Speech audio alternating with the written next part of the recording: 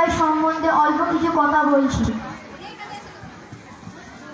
বিগত কয়েক বছর যাবৎ আমি এই বিদ্যালয়ে পঠন পাঠন করছি।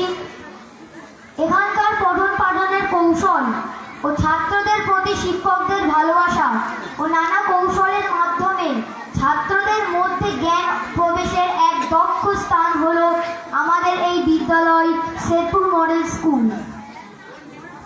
ছাত্রদের নানাভাবে অনুপ্রাণিত করা এবং ভালোবাসার সাথে আবার কখনো কঠোর হাতে ছাত্রদের এক উজ্জ্বল ভবিষ্যতের পথে এগিয়ে নিয়ে যাওয়ার এক অগ্রণীয় স্থান হলো আমাদের এই বিদ্যালয়।